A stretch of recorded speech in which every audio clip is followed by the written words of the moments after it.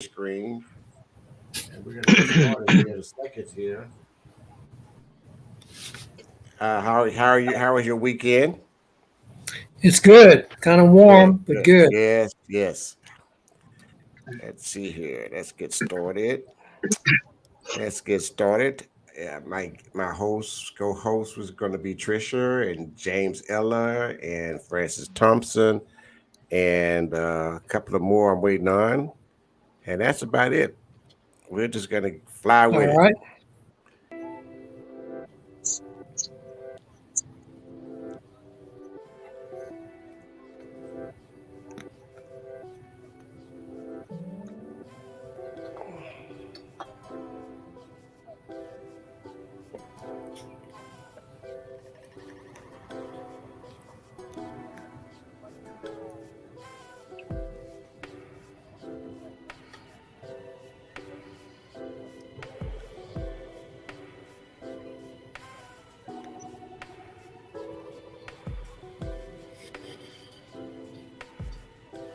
Oh, y'all so quiet.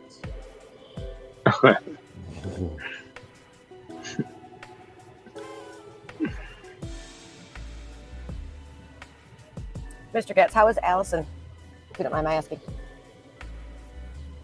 Allison is working hard at getting better. She's gone into the office a few times this week. She gets tired real easy, but she's working real hard at getting better, and we're right there helping her every step of the way. Oh, My great, pleasure with great. you. Our prayers are with you. Thank you. Yes. Okay, we're going to get going.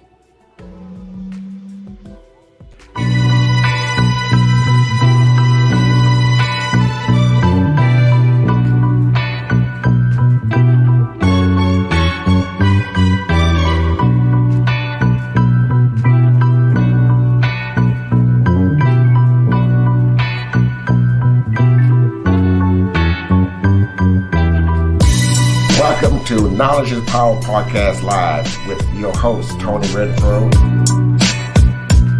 and my co-hosts, LaDonna Sherwood and Francis Lawkins. Knowledge is Power Podcast Live starts now.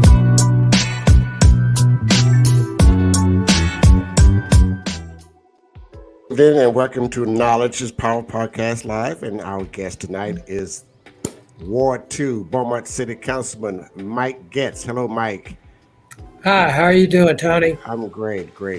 I tell you, I'm glad to have you, and I'm glad you accepted our invitation.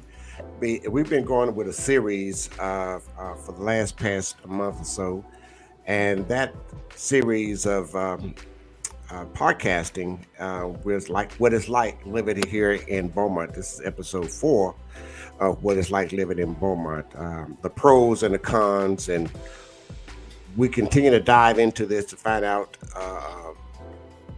on some of the many concerns that we have in our community. So I'm going to let you, Mike, and let us, some of the folks that might not know, some of them that are listening, let them know who you are and what are you doing, and after that, James Eller going to lead off with the question. Okay, Mike. Okay. Well, I'm native to the area. I grew up in Port Arthur, went to Lamar University, decided to get out and work for a little while after that. Before I went to law school, I worked as a teacher. I worked for the Boy Scouts of America. And then I decided I needed to make a little bit of money, so I went and worked for the Postal Service. I actually put myself through law school carrying mail. And I went to law school with our district attorney candidate, Keith Giblin. Keith and I go back quite a ways. So we actually carpooled together to law school and took an apartment together to study for the bar. So I know Keith very well. I know he'll do a good job as a DA. Anyway, got out of law school in 1989, passed the bar, first try 1990, and practiced law for 30 years. And retired in 2020. I thought 30 years was enough. But during that time, I decided to make a run for city council, first time being in 2011, and was elected. And have been serving in that position for Ward 2 ever since. That's right. You've been, I guess this is your fourth term or fourth term? Oh, we run every 2 years, so whatever that is. Okay, yes, ma'am. Well, James, Yes, sir. Mr. Getz, welcome to the show, of course. And like I told Tony, I didn't want it to seem any hostile whenever I come off with questions to you, because everybody appreciates you taking your time to come and join everybody and, voice it from a councilman's perspective about the city. As of the new council, there's more than a few, new members on the council. What have you seen that has changed compared to differently from your previous councils? What have you seen that's more proactive with the council, and what kind of changes do you expect for the council to be making anytime soon? Well, I think the biggest changes have to do with outside of council in terms of city manager, city attorney, Okay. and the mayor. The mayor's technically part of council, but the mayor has an oversized role in terms of city council, because even though the mayor only has one vote, they get to help set the agenda. And so that's a very important position. I think that when you really think about it, I mentioned that I started practicing law in 1990. Well, the previous mayor, the previous city attorney, and the previous city manager had all been there since the 1990s. And so think about how long ago that's been, how long those three have been in place. And I think that with new people taking those positions, that has been the biggest change. Is it going to contribute to a big change or shift in city charter or policies that you think that you know about? Is there anything perspective, any kind of new things that you know are on the table or coming up that would actually make a big change to the city's charter? Well, the city charter changes have to be voted on by the electorate. We can't just go in and start changing the city charter. That's not how it works. The voters have to approve any changes to the city charter. And in fact, I think about 2 years ago, we did a comprehensive review of the city charter, and there were several measures that were placed on the ballot. I believe most of them passed in terms of city charter. Basically, it was just cleaning up language that needed to be modernized. Right, I remember that. Well, I mean, with the new city manager, though, now stepping in, or a interim city manager, is there anything that y'all are looking at any deeper now? Like you said, that the previous group was on ever since, like you said, the 90s, correct? Now with that group basically gone, is there anything else that y'all are looking into? Well, Chris Boone is his own man. Right now, he's an interim city manager. He may very well be the permanent city manager. But there are other candidates that have their names in the hat. It's going to be up to the city council to decide which one emerges as our new full-time city manager. I like Chris Boone. He brings some new ideas and some new energy. He shows a willingness to listen and is, very skilled in a lot of areas in terms of economic development, in terms of moving the city forward to another level. I think he has some great ideas, and I'm excited to see some of the things that he has proposed come to fruition. Tricia? Okay. Hi, I'm with James, and I hope that we can make this friendly and, get some questions answered and all that. I know you and I have beef sometimes, so I try to keep that separate. And I guess my main interest, I saw an update about the Battleship Texas. Is that definitely coming, or? Well, I can't say that it's definitely coming, but I can say that Beaumont is definitely in the running, and I think that we actually have the inside track. The Battleship Texas is about to undergo a huge renovation. The Battleship Texas Foundation is tasked with running and operating and maintaining the Battleship Texas. And they recently secured a tremendously large dry dock. They floated it here from the Bahamas. It was the only one that they could find big enough to handle the Battleship Texas. And it is now in Galveston. And so the Battleship Texas will be leaving its berth at San Jacinto, tentatively scheduled for August the 10th, to go to Galveston for a makeover. And the state legislature has appropriated $37 million for these renovations. So when the ship is finished, it's going to be completely seaworthy for another 50 years. It's going to look great. The only problem is it doesn't have a place to go yet, because part of that $37 million came with some strings attached. And one of those was that the Battleship Texas Foundation would have to find a new place outside of San Jacinto for it to be housed, for it to be berthed, because they were only drawing about 80,000 visitors a year at San Jacinto. So they want to place the ship at the place where they think it can draw the most attendance. I happen to think that that's Beaumont, because it would be in view of I-10, and with some billboards on the interstate, it would be real easy to get off the interstate to come see the ship. Now, you know, you look at the Battleship Alabama and outside of Mobile. In 2019, the year before coronavirus hit, it drew 475,000 visitors.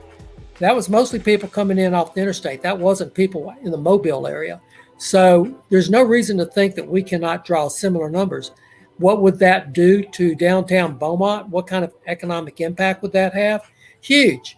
The accounting firm of Deloitte has already done an economic impact analysis that says that the new home port city for the Battleship Texas will realize over $10 million a year in economic impact. So I'm very hopeful that we can get the ship here in Beaumont. Now, are we ready for it? Like, we have to dredge the river, right? Is that going to happen, or? I know the council meeting you guys talk about that. I don't know that we do have to dredge the river, because the river is already, unless you're right there by the shore. The Battleship Texas drafts 25 feet. The Nature's River is 40 feet deep. So, we do have, and we're the only city that has done this, we have already contracted with a marine engineering firm to give us the details of exactly what it's going to cost to bring the Battleship Texas here, where it would be located. They have all of the depths of the Nature's River, all the way from the shoreline out to the middle of the channel. They can tell you exactly how deep it is and where the ship would have to be positioned. They're doing a study on what it would take to anchor it so that if we had another hurricane like Harvey, it wouldn't break loose and float away, because we can't have a runaway battleship. It would take out the KCS bridge, so it would be engineered appropriate to withstand Hurricane Harvey floodwaters. And, I've already seen their preliminary report. In fact, I met with them and the port as recently as this past Friday, and I'm very encouraged with what they have to say. Okay.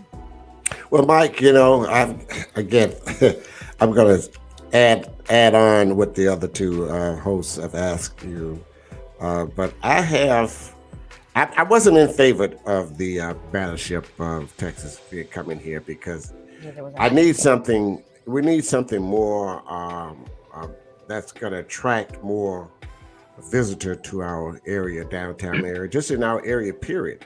Now, reason why I'm saying this is that I know you talked about the battleship that sits in, is it Alabama? Right. And it has some of the highest visitors rate. But remember, there's other attractions that's located near it. Right. And what are they going to go see when they come here? Right. Well, see, all they're going to come here see is a battleship. Okay, so let me just break that down for you a second here. There are attractions in Mobile, but the Battleship Alabama is not in Mobile. It's outside of Mobile. It's on the way to Mobile. So the Battleship Texas, if it was in Beaumont, it would be on the way to Lake Charles if people are going to the casino, or it's on the way to Houston, because you're not going to get the same people from Southeast Texas going over and over and over to see the Battleship Texas. You're going to depend on people that are going through Beaumont on Interstate 10. Now, 250,000 people a day cross the Purple Heart Memorial Veterans Bridge. If we can get 1% of those to come in and tour the Battleship Texas, we'll hit the marks and the kind of numbers that we want. So I think it's extremely doable. And then, you got to look at what are the other options. The two other cities that are in the running are Baytown and Galveston. Neither one of those would be on the interstate. Baytown is pretty much dead because they would have to spend $20 million in dredging where they want to put it. They want to put it underneath the Fred Hartman Bridge. I've already talked to the councilman for that ward in Baytown, and there's no way they're going to spend that kind of money for a bond or anything else to finance dredging out for a battleship. So that leaves Galveston.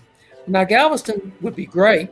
However, there's problems in Galveston. It's very much a saltwater environment. Here, it would be freshwater. The other thing is where they want to put it in Galveston is over at Seawolf Park. Well, Seawolf Park is hard to get to. And so if you're going to go to Galveston, most people go to Galveston to go to the Strand, to go to the beach, to go out to eat. They're not going to go to Galveston to see a battleship. So, they only draw about 40,000 people a year at Seawolf Park. The Battleship Texas people are not really interested in that. Well, and how many people are? Do we know what's happening with the 555 building? Is that staying or going? Because if it's going to be demolished and people are coming to the base, the battleship, that's going to be not good. We want people to have a good time here, and word of mouth matters. So if they're on a battleship and they're watching a building being demolished, that's kind of defeating the purpose. Well, there is an investor that has proposed to do some incredible things for the 555 building. And what the city is going to do is send out a request for proposals. To be fair, there might be other people out there that want to do something. The previous city manager never would entertain that as a possibility. He never looked at anything other than tearing it down. That was his objective all along. And that might be what ends up happening. But why not explore the possibilities of seeing what other people are willing to do? The investor that has indicated an interest has shown some incredible designs that would be amazing if we could make that happen downtown. Councilman Has Getz. that been? Let's let Francis add in right now. Go ahead, Francis. Do you feel that, and I probably in some roundabout way through these answers and questions, you probably answered this already, but do you feel that bringing battleships to this area will somehow impact the nightlife or the entertainment sector of the city, like downtown? Because we definitely want the young people to stay here, and again, and this has been something that's been talked about time and time again. How can we continue to have Beaumont grow and ensure that our talents and our young professionals stay in this area? Do you think that in some type of way that battleship would impact that? I think it would, and I'll tell you why. Downtown Beaumont has an opportunity to do something great, and I think that we're on the cusp of doing it. When you go to Houston to the museum district, it's an outing. You can go to a couple of museums there, and it's really a neat and cool experience. We've got some tremendous museums in Beaumont, and the Battleship Texas would enhance all of them. I arranged a meeting of all of the museum directors about a month ago, and we had people there from the Battleship Texas, the Texas Energy Museum, the Art Museum, the Fire Museum, Beaumont Children's Museum, the McFadden Ward House, and we talked about how a rising tide will lift all ships. They need to cross-promote one another, maybe have one price for a pass to get into multiple museums. You're never going to have downtown Beaumont like it was in the 30s, 40s, and 50s, where it's a center of retail. That's not going to happen again. Too many people shop on the internet. Even the malls are having trouble. So you're not going to have retail downtown. So you got to go with what works. What would work in the day, yeah, you've got some law firms and you've got government down there and you've got some startup tech firms down there. That's all good. But what else can we do? Okay, we've got all these museums and a lot of them are empty. We need to do something to get them in there. We need to advertise them more. And that's just for the day. At night, I think you're going to see Crockett Street reinvented as a Kima-style, family-friendly venue with restaurants. Not so much drinking and honky-tonking, but nice restaurants, maybe one country western place. But you're already seeing the old Spindletop restaurant has been gutted. It's going to be reinvented as an upscale steakhouse. Sugar's has been acquired by a restaurant chain called Hearsay, and they've got branches in Houston and Galveston. They should be opening up this fall. So that's two really quality restaurants that are going to be coming into downtown, and I think that it opens the door for more. Now, Councilman Getz, I like the honky tonk. I don't like the some of that. We can leave some of that now. Well, we've had the honky tonk era for many years, and it just seemed like it faded away. It just faded away. It just didn't. It lasts for so long. We need. I got to tell you, kids these days just don't go out dancing like we used to. They just don't do it. They don't go clubbing. They don't go dancing. We need entertainment. We need entertainment venues. We need attractions that's going to draw from 100 miles of radius or more. That will help bring more business to Beaumont besides the Battleship, Texas. Now, I disagree with you on the Battleship, but I did. Well, tell me, Tony. Tell me what you think would be better. But I did agree with you on the 555. Well, wait, before we leave the Battleship, Tony, if you disagree with me on it, tell me what your idea is to bring something downtown. Well, I'm looking more to bring downtown. I'm looking for something non-seasonable. In other words, I'm looking for a venue like let's say a indoor water park. Okay. Well, who's going to build that? We got to get private money, private investors, and maybe partner up with the city.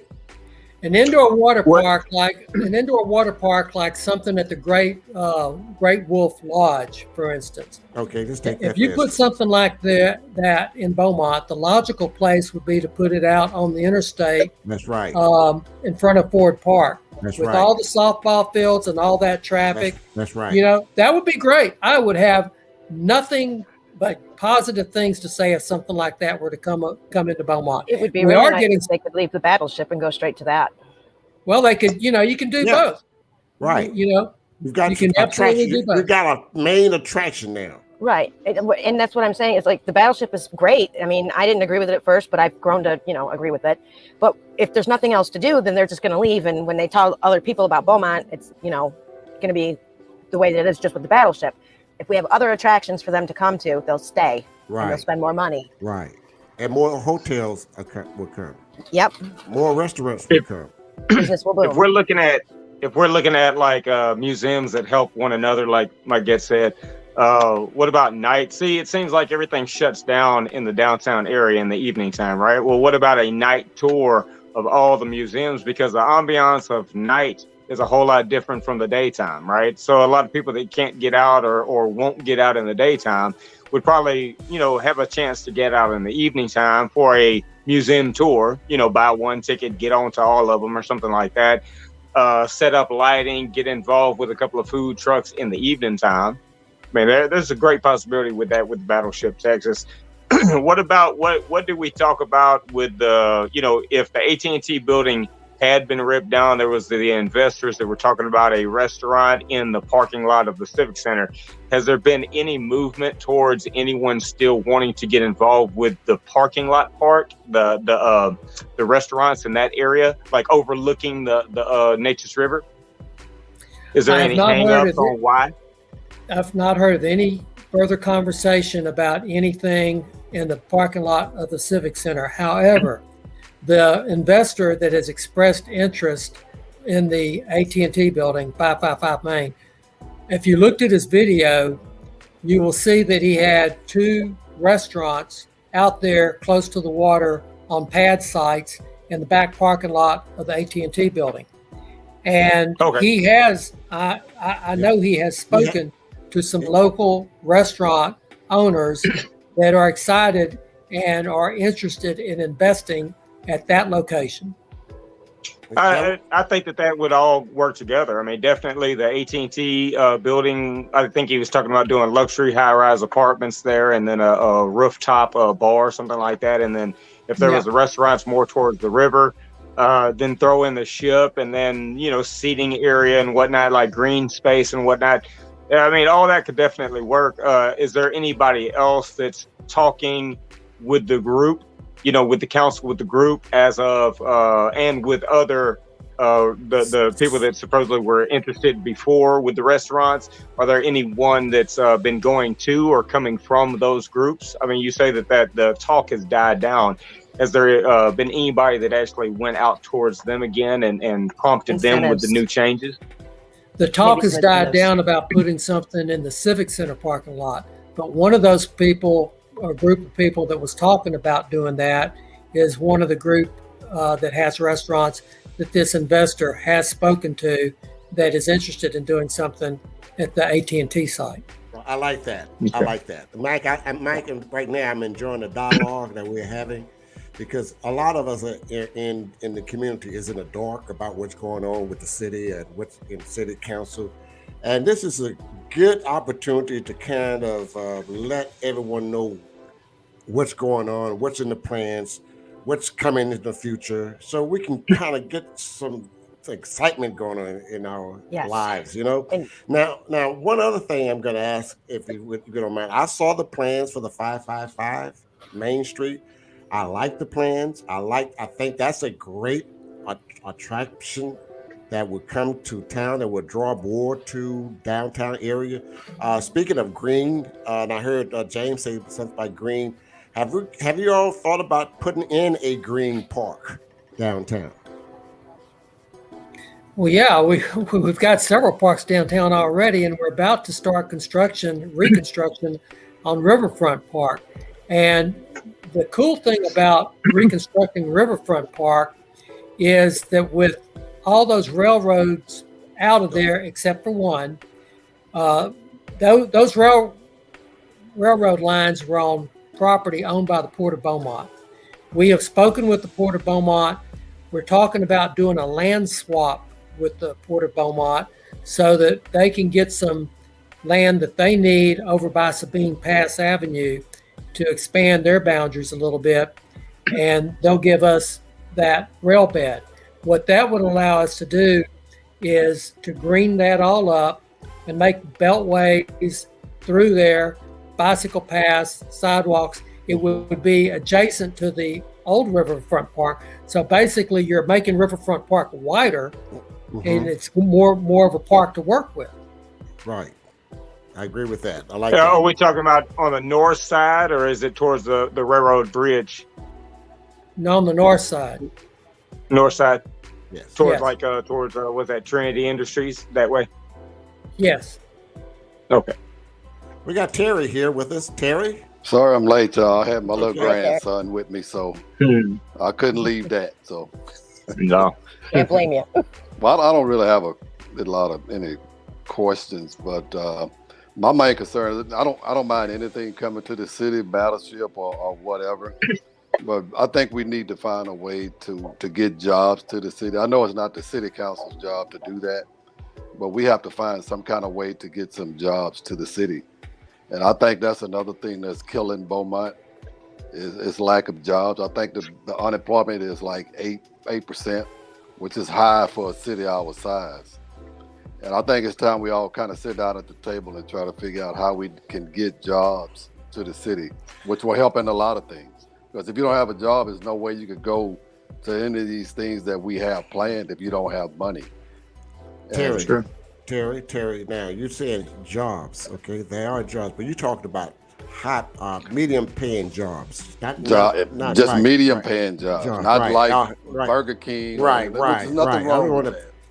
But right? I'm talking about jobs. Yes, I want to specify that. Because I've spoken to the lady that owns the Our Rural Center, dance center.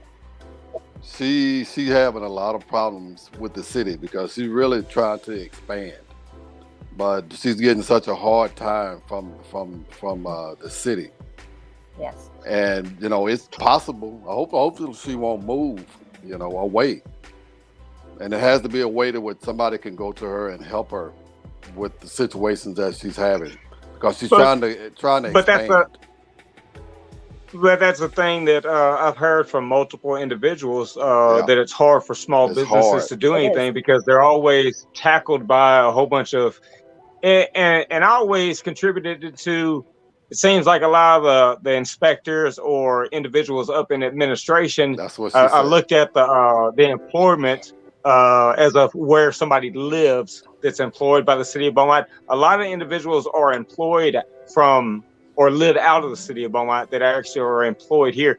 Do we think that the care that's being focused towards the citizens is not a top priority because these individuals are hired from out of town and they don't have to deal with the repercussions of what they do to the civilians, the citizens? Yeah, if I'm gonna go harass this business, hell, I ain't got to spend money there because I don't live there. For an example, I take it personal because my grandkids go to that dance school. Right. And if you're a business, it's very difficult. If she up and left, you imagine how many kids that would destroy. Oh yeah. I'm hoping Mike. I hope you can reach out to her. Her name is Charlie Hannah. I know Charlie, and I know the story, and I know what y'all are talking about. And I've been over to iRule before, and I've visited with her. And one of the things that became an issue was, I think, during COVID, she was trying to think outside the box and figure out a way outside. to be outside. But the problem when she built that stage, she didn't get any permits. She didn't ask anybody at the city what was safe, what was not safe, and what could be done, what couldn't be done, or how it might impact or affect the neighbors. And so, there was a lot of pushback and a lot of blowback. So, there's ways of going about things, but that's not in my ward. I don't think right there. I think that's Taylor's ward. That's Taylor's. But I know there were some issues as a result of that. Well, there's other things too. I mean, like I as you guys know, I run tow yards, and we made a new tow yard on Crockett Street. They wanted me to put handicap spots in a tree in the yard for the car, where the cars sit. Again, what? Say again? What? Handicap spots in a tree. They wanted me to plant trees and put handicap spots inside the tow yard where the impound vehicles go, which, I mean, I had to fight with the city for a couple of months about that in order just to open up a yard to put the cars in. There's just certain regulations and expectations that are a little much. I mean, why would you put handicap spots in a tow yard? That's not what it's about, and they don't make room for that. The reality is we have a code of ordinances that require it, and if there is a reason that you can show that you need a variance, or if it doesn't make a lot of sense, then when you go before planning and zoning, you make your case, and they make a recommendation to the city council, and we almost always go along with what planning and zoning recommends. But why not just alleviate that kind of time delay and hardship on a business? I mean, some things are just, there should be room for not so much difficulty starting a business. Because we know because the law requires us to have a certain number of parking places at any business set aside for handicapped in order to comply with the American Disabilities Act. I get that. That's a federal law. That's not something that we have a whole lot to say about. But unless your vehicle's being impounded, it's not coming in my yard. Even when you come to pick one up, you're not bringing your vehicle in. Okay. So I mean, it's just, there's certain, and it's not just that. I mean, that was my personal experience, but there's other things that, it shouldn't be so difficult to explain to somebody, and you shouldn't have to wait for it to get to here and to there and the next person, and it can be taxing on a new business. They don't want to deal with it.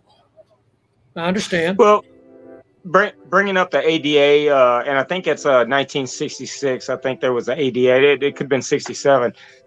Being that Beaumont borrows money from, or is given money, I say borrow, is given money, I believe it was, by TxDOT to do, or whenever they do their projects, like let's say Washington and whatnot. I looked at the engineering diagrams of the sidewalks drawn up for City of Beaumont's purposes of having that on record, and the sidewalks are not even complete. Is there a pause to it, or are they going to revisit it? Or are they going to try and put the completion of the sidewalks to those areas that they stop? They stop probably 30 feet on one, on the other side it's 60 feet. Over here it's 20 feet. It's just an oddity. Is there any corrections? And it's all down Washington. So the new, was it $38 million that we spent on taxpayers' money? And then we don't have completed sidewalks. And that's ADA also of violations, being that it's not compliant for handicapped individuals or even people that just transit on foot. We have a couple of those issues around town. Is there any, because I know I've sent a letter to the entire council, what kind of movement has been looked into to actually make that possible? So, for all those railroad tracks, it's planking and extensions. Has there been any new, people looking into trying to get these things completed? Well, as you know, and as you've experienced yourself, when you're dealing with railroads, you're dealing with, the 800-pound gorilla, because they're not subject to any city ordinances. They're governed by the federal government and the Federal Railroad Administration. You're also talking about TxDOT. And some of these roads are actually TxDOT roads. So, when we redid Washington, there was a lot of new sidewalk poured for Washington. So I'm not sure exactly where you're talking about on Washington. That's not in Ward 2, but I've been down it many times, and the street came out very nice, and there is a lot of new sidewalk there. It's just the railroad crossings. The railroad crossings haven't been completed since the Washington was being poured. And then there's, like, near my house over here in the north end, there's Hellbig and East Lucas, which is Alderman Samuel's district or ward. And that particular area has sidewalks that lead up to, and then they also stop. And I've ridden, and I've talked to the governor's office, I've talked to TxDOT, and I've talked to the railroad, and they all say that it's just up to the city council. So then I sent a letter to the city council because the expenses, are basically just on the council, and they're waiting technically to hear from the council. So like I said, I just didn't know if there was any push for the council to do anything further, or the city manager to actually look into it further. And Mike, I looked at those railroad tracks he's talking about where the sidewalks are. I've been by. I took video of it, pictures, but it's about 4 yards each on each side of the railroad track where the sidewalk stops. And you've got people with handicap in those little scooters, the little handicapped wheelchairs, and they can't travel. I mean, they don't have cars, and this is what they use for transportation. And there's no sidewalk to cross over the railroad tracks to get to the other side, because there's no other. So it's 4 yards, maybe 5 yards on each side of the track on Washington Boulevard and on East Lucas and Hillsby. What James is Tony, talking about. You're talking about 4 yards of concrete. Yes. Yeah, you're talking about the measurement of the pouring of the concrete is about 4 yards of concrete. Right. So it's not a major major investment from the city of Beaumont to build up the concrete. I know we spent total after the amended to the contract, it was I think around $329,000 for the Delaware sidewalk. I say Delaware. The sidewalk that extends from HEB on Delaware down to Daisy Lane, which is not the complete sidewalk. It's sections, and then it's a long strip. And then there was driveways that had to be redone. But there was about $329,000 that there was grants looked for just for the completion of that one sidewalk. I requested for the information for the sidewalks that run down Delaware all the way to Major, to Dowling, and then back, like on both sides. And I wasn't able to get any information on those two particular sidewalks. But those are sidewalks that are not hardly ever used, except by joggers, as the main people that might, jog or might transit on those sidewalks. And I'm talking about, for instance, like I said, the sidewalk or non-existing of the sidewalk over here on Lucas, which I understand, and I'll point that out again, that's Aldwin Samuel's area. 30 years, if he's been the representative of this area, he turns on that same corner where there's no sidewalk that transitions over this one railroad track. Yet I see handicapped and I see people that go to the Section 8 housing near there dragging the wagons from the laundromat. So then they have to drag the wagons up to the railroad track, then enter the roadway, and then get back on just to cross over the roadway, hell big, to then actually use a sidewalk for safe transition back to the house.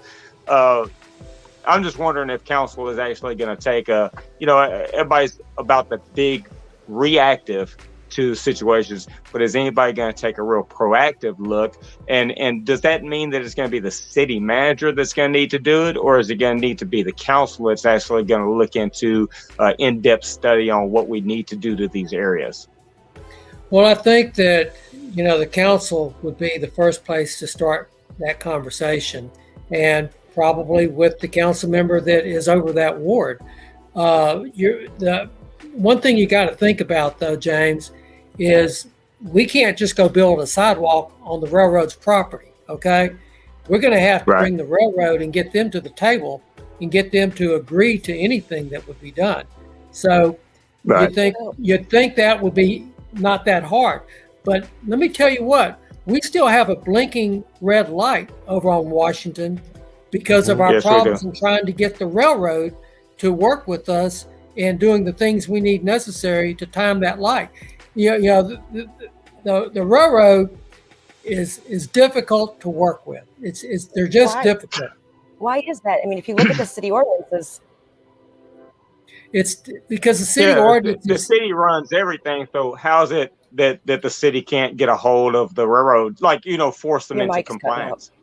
Because they answer to a higher authority than city government. We actually there was a city ordinance that made it illegal for a train to block an intersection for more than 5 or 10 minutes, or they'd be subject to citation. We ended up striking that because we couldn't enforce it. We can't do anything about that. They're controlled by the federal government, and that's the truth.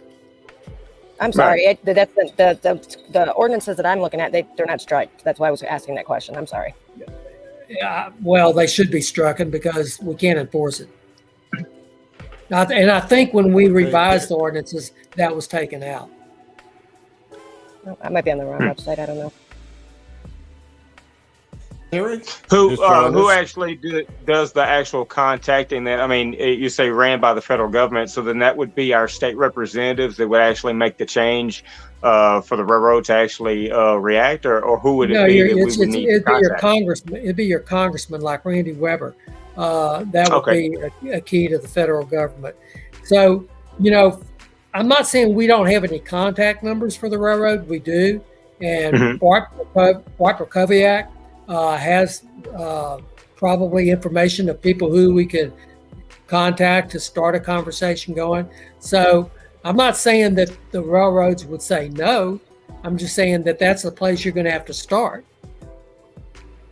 But and I agree with you on that. They ultimately control the work also that has to be done on the actual track part. Building up to the easement of the railroad, it still relies on the city to do that part of it, correct? Right. So if we can get the city in line on that, like I say on Washington, which you say you're not familiar with what I'm talking, or that area, so I'm giving you that benefit of the doubt whenever I say this part, that the engineering plans actually showed a incomplete sidewalk drawn into the details. So that's why I say I didn't know if it was something that the city is going to revisit, because there's like a sidewalk ramp on one side, and then that's where it stops. On the other side, there's probably 10 foot of sidewalk that's built into the grass, and it's just an uneven attempt at finishing or stopping, or it's an unfinished plan, or it's been drawn and it's been completed to what the drawing is. However, it's still a dead sidewalk. It still stops at that point. Like it didn't build up to the actual easement for the railroad to then take over. It stopped way ahead of time on all four sides, on all four corners of that area. But I also looked at even over on Calder. I thought it could have been just a area or issue that I say really affects a lot of the minority communities, or predominantly minority communities. However, Calder looks like that railroad over on First Street is also incomplete as well. It looks like that the sidewalk ends at it, and then there's almost a curb. So if somebody was in a wheelchair or something, they would also have to transition into the roadway and then go around the railroad and then enter back onto the sidewalk on the other side. And I'm wondering if that has to do with, is that community development? Is that the planning side of Beaumont, the community development? Do they have any? They do. Yeah. Chris Boone was former the head supervisor of that. He was the director, correct? Of that. Correct. Okay. I guess. We got Perry Busby here with us. Perry, you got a question you want to ask Mike? First of all, good evening. And I've been enjoying the show as a listener. And Mike, of course, always good to have a conversation with you. We've had many online and a few in person. I've listened to the conversation about the ship, and again, I in terms of preference, I if it has a benefit, I agree. What I'm more concerned about with Beaumont right now is the message that we send out to the community, or not just to the community, but to the public. And at this time, I mean, I'm just not really a proponent of that. We really need to be on the forefront of displaying our military prowess. Because what message does that send our youth at this time when we're dealing with violence? You know, and I know that that's not the intent, and that's just the reality of it. But even in all of these risk studies, I mean, have we taken into impact the human race? Also, you know, in terms of this, while it may be an economic boon, it really doesn't generate really a lot in terms of, or at least it'll be a minimal rise in some jobs. But again, what message does that send? Is Beaumont now becoming a destination spot or a pass-through spot? And what does that say in terms of jobs, which Terry raised? I mean, who we are, I mean, we can't say that we're developing IT jobs if we're not showing IT in our workforce or in the things around us. We are showing it, so then we become hypocritical. And I think that we really need to take that into account, because that's what our young people are saying. And we can't dismiss what our young people are saying. Now, I'm all for having this discussion, but Beaumont in 10 to 15 years needs to have some younger eyes. What we need to do is help them accomplish it, not be the visionaries of it. And so that's what I'm concerned. Mike, you and Audwin have been on this council for over 30 years. And in those 30 years, well, let me rephrase that. I know Audwin has, I know you guys have been here since the 90s. And we've had continuous decline in our population. I'm not blaming you guys, not by any means. I think you guys have done the best with what you were given. And I'm saying, what now? What is your word now that I can agree that you really want to move us from this spot? Because from most part, when I come to Beaumont, I kind of feel like, and I hear from the people, that they've been in the same spot. Well, Perry, let me just say that this is not personal, and I really want to say it, and I really thank you for coming on, because you're at least one of the city leaders who is willing to come, to come sit in this batter's cage and take whatever comes at you. So I appreciate you for that, and I will not take this as a personal dig against you. I'm just asking a very relevant question that I hear. Well, let me respond, okay? Aldwin was first elected to city council in 1984, okay? I was elected in 2011. I've been on the council for 30 years, okay? So I've been on the council for, a little over 10 years. With regard to the population of Beaumont in the last 30 years has been about level. And we went down 3,000 people from 2010. But look at how much has grown in the area outside of Beaumont. People that are living out at Diamond D, or that are living out in Sour Lake or Lumberton or Hampshire Fannett, many of those people come into Beaumont every day to work. The population of Beaumont swells during the day to over 150,000, close to 200,000 people. Just look at the traffic. So yes, we have lost some population. I'll submit to you that one of the reasons why is our school district. That's the subject of a whole another conversation. But, as far as the city itself, we're at about the same level population-wise.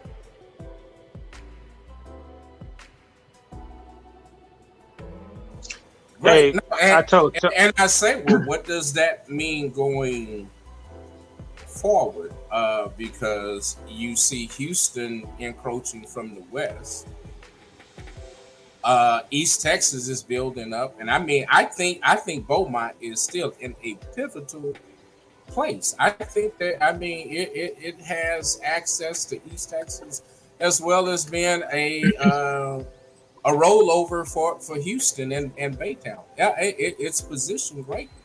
What I think though is just that there's an equity problem.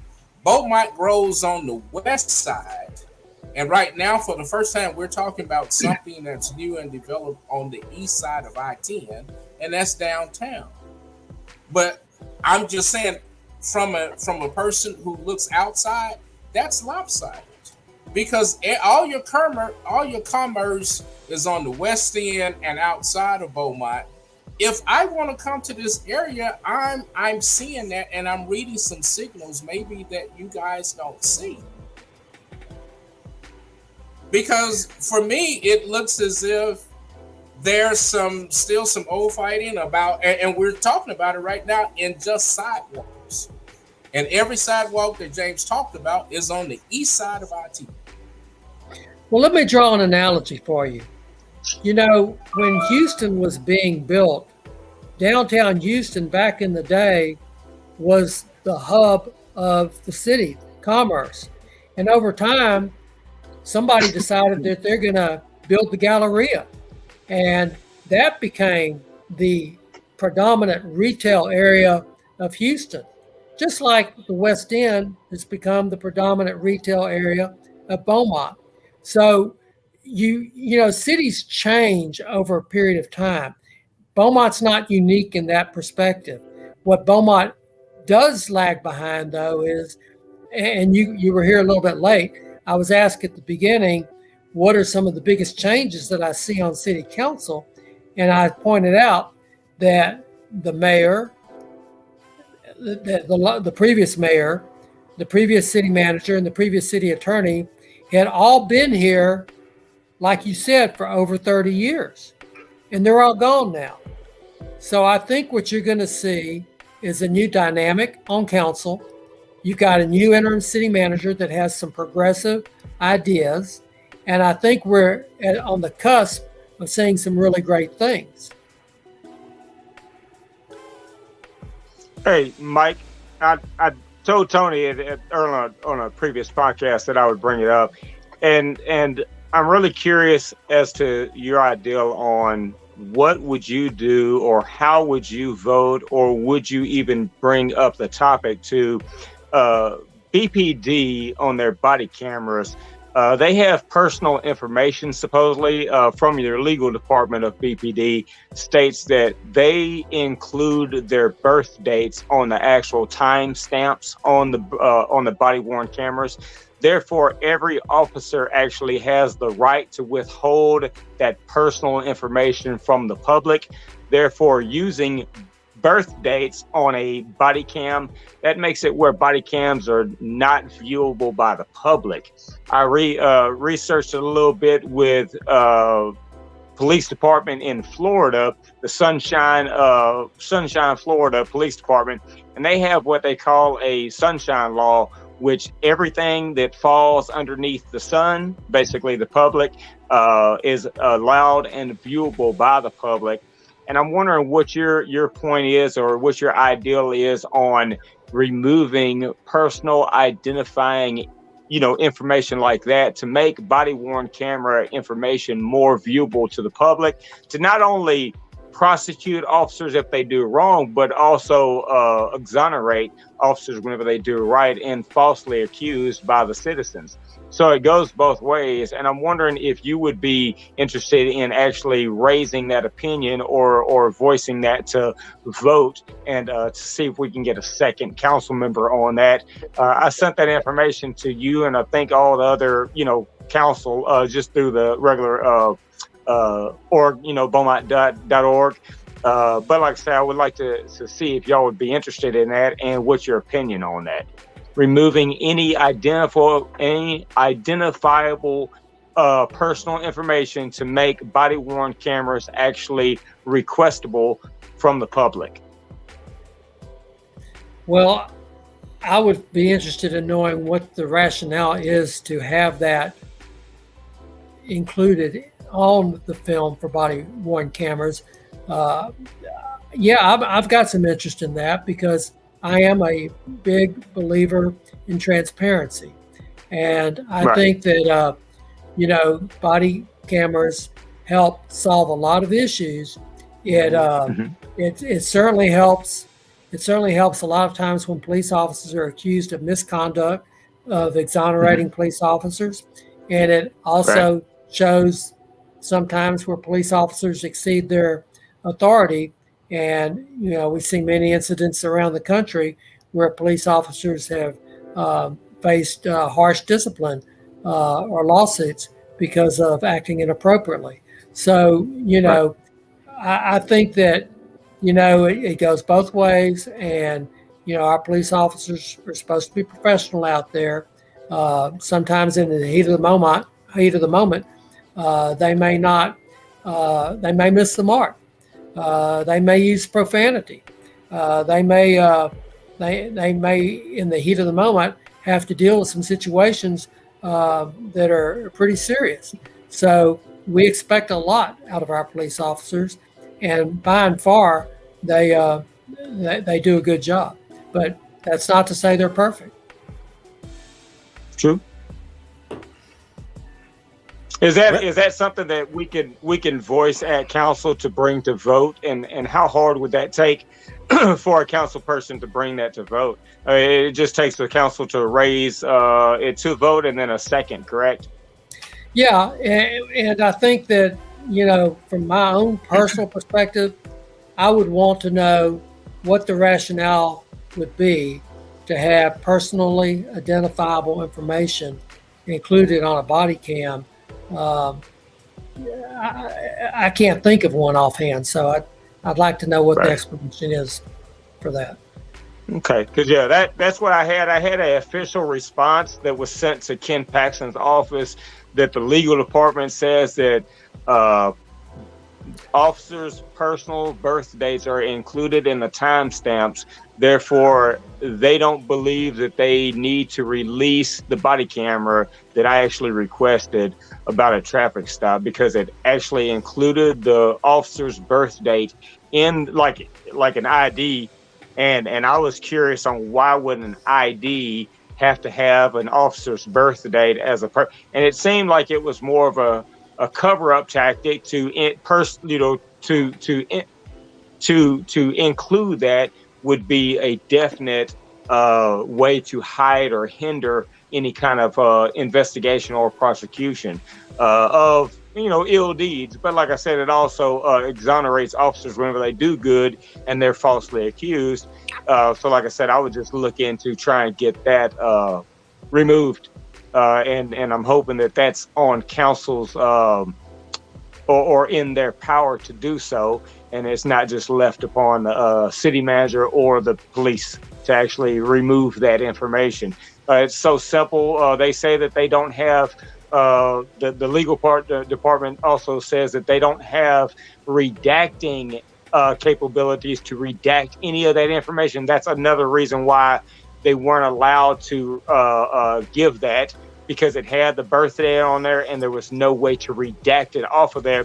However, I've talked to the manufacturers, or I talked to the police, like I said, in Sunshine, Florida, that says it's a federal requirement that all body cameras have to require, the manufacturers have to require the software to actually redact information off of those videos. So I'm just wondering who's actually driving this ship. It just seems like it's a lot of hiding information. And if I could have council look into that and change that type of stuff for more transparency, that'd be great. I can make an inquiry on that. Appreciate it. Well, guys, I think that's a wrap, unless we got another question.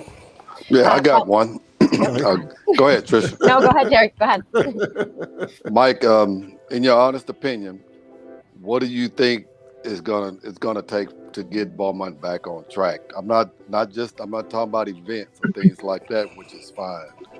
But what do you think is gonna take to bring people back to Beaumont? As far as with the city, not with the school district or anything like that. Because a lot of people are leaving because of things that's going on with the city, as far as infrastructure and things like that. I disagree with you. I don't think infrastructure is the reason that people leave or won't come to Beaumont. I think our school system is a big part of the reason that people won't come to Beaumont.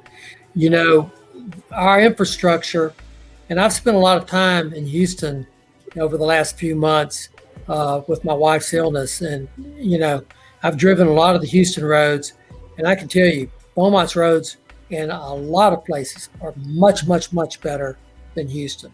I can tell you that when I would be walking around the medical center, which is supposed to be the jewel of Houston, right? I was around there. I know. Yeah, you'll get a whiff of sewer just walking around. I mean, just right there outside the doors of Methodist Hospital. I mean, we're talking, they got millions of people though. It's a big difference between millions of people. I understand that, but we're talking infrastructure, and they've got a lot of money too, a lot of money. So when you ask me, my honest opinion is that we've got to figure out ways for our children to be able to be educated in a safe environment, because parents are not going to put up with their kids going to school and having fights every day, or drug activity on campus, or kids bringing guns to school. Parents that can have the means will figure out a way to take their kids out of a public school and put them in a charter school, in a private school, or in a school district in a city that doesn't have those type of problems. I saw in the Enterprise today, and I was at the meeting when they announced it, they're going to change pathways and they're going to reform it. It's not enough. Nothing that we can do at the local level is going to help. It's going to have to be done in Austin. When they decriminalized the statutes that had teeth in it that could make parents accountable as well as the children for misconduct on the children's part, you did a big disservice. You took it out of the hands of the JPs. You took it out of the hands of the police department. And so kids today know that they can get away with just about anything short of murder, and they're going to be maybe suspended at pathways for 30 to 60 days, and they're going to be right back in the classroom. So what needs to happen is we need to get a handle on our children. We need to do something about the disruption in our public schools. That is the number one thing, because that leads to the other big thing that people won't come to Beaumont for, and that's crime. So those two go together, all right? So that's what needs to be done. And that's not something that's really able for the city council to fix. That's going to be a community effort. That's going to be, we're all going to have to pitch in on that. Trisha, you gonna go first? Well, yes, I agree that the school district is a problem, and that those things need to be taken care of. But there are problems in this city that make it so that people don't want to be here, and one of which is the water. And I know that that's a sore subject between you and I don't want to argue it, but are we going to do something about the maintenance at the water treatment plant? I mean, is this going to be taken care of? I mean, the Corona people came in and said that it was maintenance, that there's a serious maintenance issue. We had holes in our storage tank. And we knew about that before Corona came because there were NOVs from TCEQ. So we have to get a handle on that because it is a big problem. Our storage tanks are not at our water treatment plant. That's, so. Well, you know what I mean? There were a couple of different things, but the gist of it was the maintenance issues. That it's not being done regularly, if it's being done at all, and we only have it half done. I guess that was supposed to be reassuring, but it wasn't. I think you're talking about the tanks again, which is a different issue than water quality. So, but to answer your question, Corona, the company, not the disease, but the consultants. The consulting firm that came in, put together a comprehensive report, and I asked that be put online so the citizens can review it. I don't think you've seen it yet because I don't think it's online. But it is very detailed, and it offers a lot of strategies, some of which we've already doing, some of which we were in the process of doing. But I do think that our water quality is good. I do not think that it is unsafe. I know that, as you said, we might disagree on that, but you can go on the city website right now and look for how many discolored water complaints we've had in the last 24 hours, the last 7 days, or the last month. We both know and you're not going to see very many. Well, and we've discussed this. I've provided you with the proof that, I don't trust what that says because there's reason I can prove that those complaints aren't being logged properly. And that's not just me, that's other citizens, and that's TCEQ. We've got outstanding violations that have not been rectified. Okay. So the bulk of my question is what are we going to do to fix that? How are we going to attack it and make it so that it's not as big of a problem anymore? Well, I think that Mike Harris is doing a good job, a commendable job. And I think that when we work our way through that report, and I haven't read the whole report yet, it's a lot of very detailed information, that we will implement the suggestions that they make. And, we're going to work our way to improving our quality to the extent that we can. But I do think our water quality is good as it is right now. I drink it every day. You and I will continue to disagree on that. We've got brown water coming out slimy of the faucet. Mike, you can drink it, but I'm not drinking it. You can drink it. Well, I'll go you one better. I will take plastic bottles and refill them and use them so that I don't have to litter the landfill with a bunch of plastic bottles. So, I mean, I reuse Coke bottles and fill them up with water and put them in the refrigerator. Have Honestly, no problem drinking that water at all. Has it ever come out of your tap feeling like slime? Because I can tell you that most of the West End is experiencing that right now. Most of your ward is experiencing slime right now.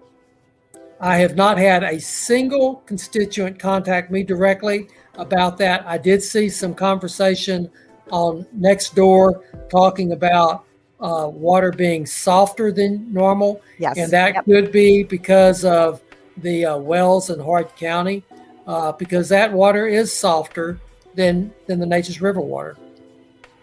Well, it's a different source, yes, but it's still Beaumont's source. Beaumont is the one that's licensed for that facility. That's right. Perry? Okay, well, Mike, I do want to push back a little bit on what you said in return in regards to the schools, and I will agree with you.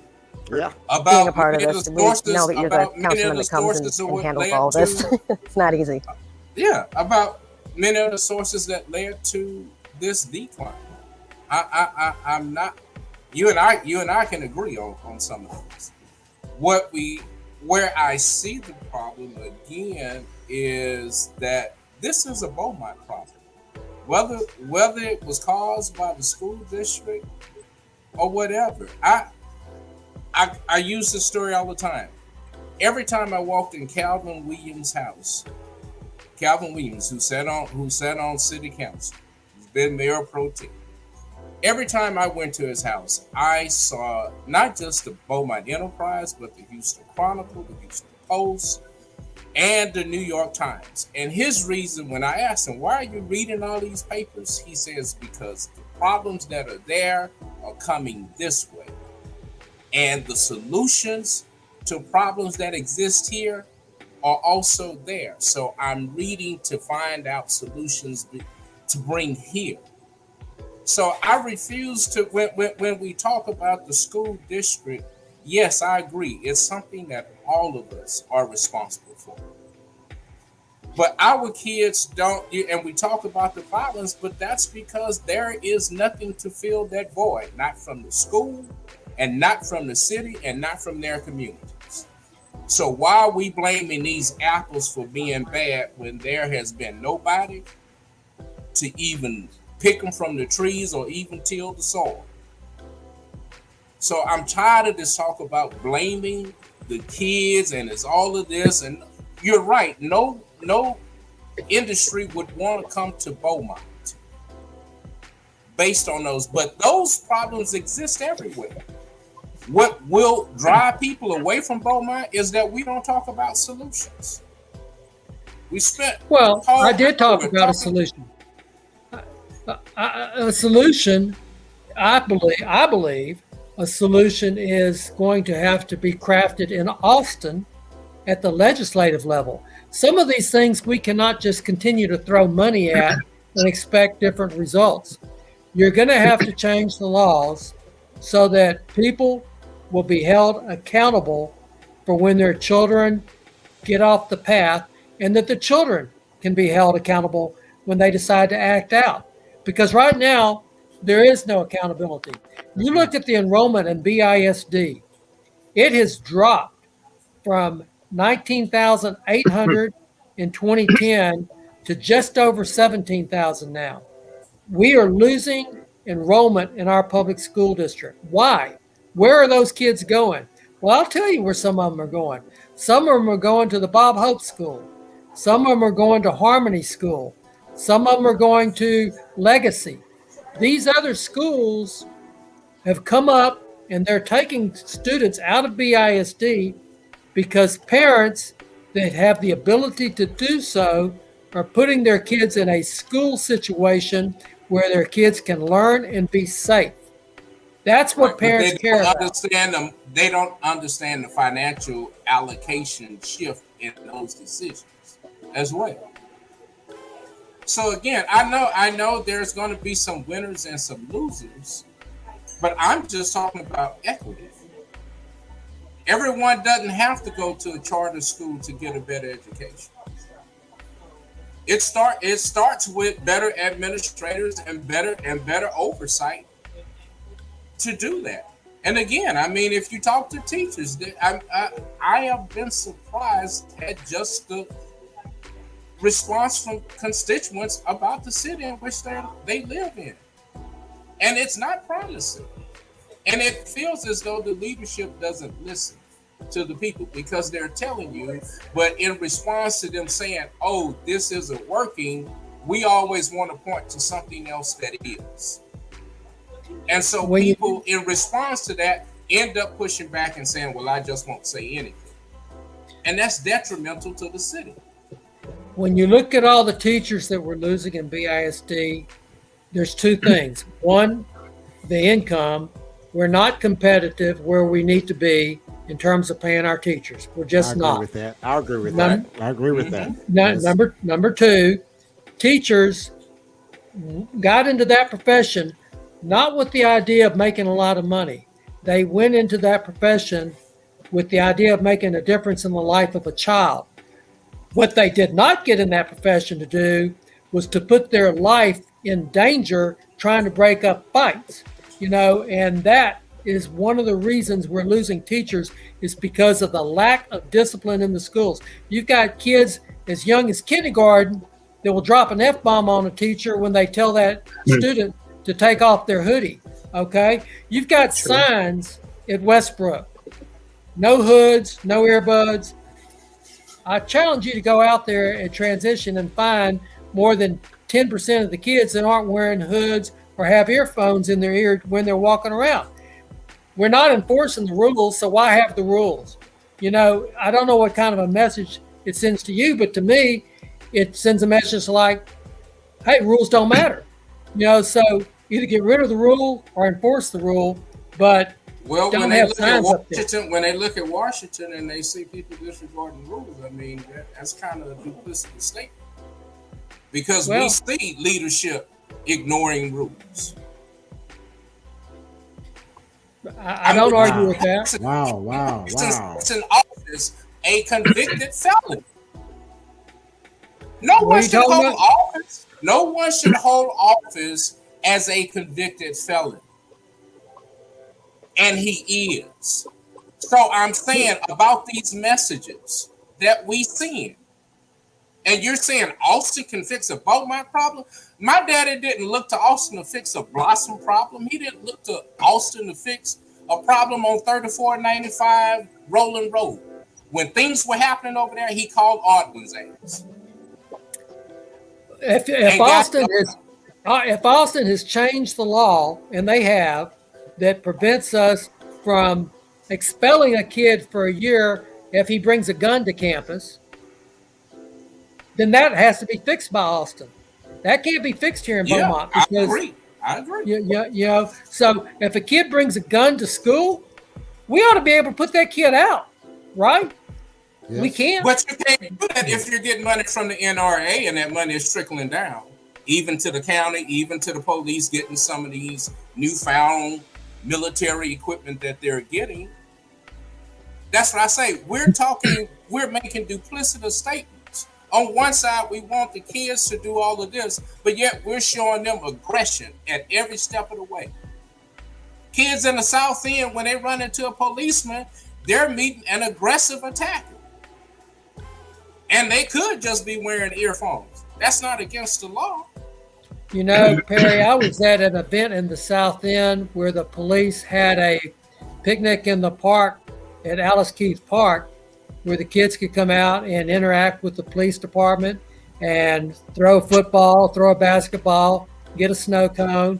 And I think our police department is doing a lot to have outreach to the kids, and I think that's what it takes, is to try to show that policemen are not always the enemy. They can be approachable as people. Mm-hmm. I agree. And I applaud that. That needs to happen at every opportunity. But those same policemen that are throwing footballs also need to stand up when they know that their partners have also been aggressive. How is it that we have a citizen who put a restraining order against a police officer? And no one talks about it. No, I don't know what you're talking about. Right. That's my point. That is my point. That we have incidents. And I'm saying to City Council, what sort of reports are you getting from our police department, and where does that match up with some of these citizen complaints? Because I think that there's some right, and if we aren't, then why can't we? I don't know what you're referring to. I can't. It's not just the police department either. It's other aspects that council's just not aware of, things that have gone on, and that's not the way that it should be. There's got to be more We openness. want you all to keep them accountable. I mean, we're not. I'm not advocating for anything that I think is outside the guidelines, but I'm saying if the chief of police reports to you all, what reports are we getting? The chief in of police terms does not report to the city council. The chief of police reports to he the city manager. right or provides reports. Now, I got to say this though, Perry, Well. and I have to say this. Mike did say something that I agree with, and that I think we kind of just let it pass over our head. Not pass over our head, but just pass through without us digesting it. Is that we had a city manager, former mayor, Yep. and a couple of councils that had been on the council for almost 30 years and has set the city back because they were so complacent.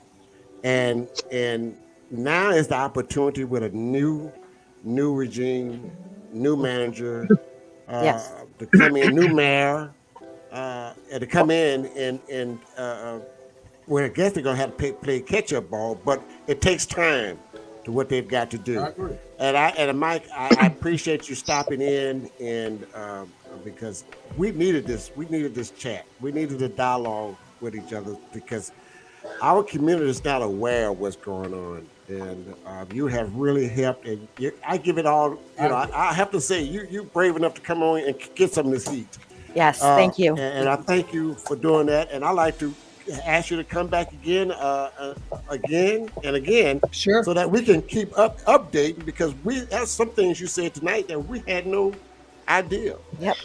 And we in the community, we working in the community. That's because nobody don't get involved. You go to a council meeting, you might have 5 people. That's it. It's like Terry's nobody- right, because we had a night meeting last week. I saw Terry there, but I think there might have been 5 other people. I didn't even from know the there was a night community. meeting. Yeah. We, I'm You still know, dealing it with was post- COVID, y'all. Yeah. So, but and that, just one last thing that I'm very excited about because it's coming to Beaumont. We're getting a main event, which Right. is a pretty big deal for a city the size of Beaumont. Right. And it It's did like need it. Dave and Buster's, and it's already under construction. Right. So It- I'm excited about where we're at. and it's been needed. The city has been needed. Yes. So that's a good thing. Mike, when we come back again, I want to visit with you again on the economics of the city, how we Okay. can grow the economics of the city, and also how we can put a plan together, how we can draw more diverse industrial here. Okay. This is an oil and gas city, but it has to be a little bit more diverse. Because It would be great if we could get some manufacturing here. That would be right, wonderful. right. Yeah, but I can tell you that Beaumont has always been an oil city, and we're blessed to have a port. Right. But the port is doing great, so we've Right. got to continue those things. And yes, to diversify a little bit more would That's be right. great. That'd be great. Well, guys, that's gonna wrap this version up. The episode 4 of what it's like living in Beaumont, Texas, the pros and the cons. I think we kind of aired out some things that we wanted to add Yes. out and got some answers. And Can I interject with something real quick? Yes. I'd like to wish my oldest child, Alexandra, a happy 25th birthday. Okay, big old shout out. Happy birthday, Alexandra. Happy birthday. Happy birthday. Thank you, guys. Yes, Mike. Thank you again, man. I really Hey, appreciate You're you. wish welcome. the best to Miss Allison, Thank Yes. you. Miss Getz. Thank you. Wish Yeah, her you the was Prayers best. to your wife. Yes. Yeah. Prayers to Absolutely. your wife. Thank you very much. Well, guys, thank you so much. My panel. Thank you again for stopping in. Some of you guys a little late, but I thank you again anyway. Y'all been a blessing, man. Thank you, guys. I see Yeah. we're going to be closed. We're going to close shop for Father's Day weekend. Juneteenth weekend is upcoming, so we're going to show close shop on that day. But don't forget to let everyone know about the Juneteenth celebration for the NAACP 38th Freedom Fund Scholarship Award Banquet. That's this Friday at June 17th at 6:30 at the Beaumont Civic Center. All right, I got that out the way. So again, week after next, we're going to have Councilman with Councilman Ward 4. Chris. Chris Dury will be with us. Will be with us Sunday after next. So let's get going, guys. See you later. God bless you. Thank you. Bye. Happy Father's Day, Happy guys. Father's Day. Happy Father's Day. Thank you for watching Knowledge is Power Podcast Live. Be sure to like and subscribe to all Knowledge is Power social media pages.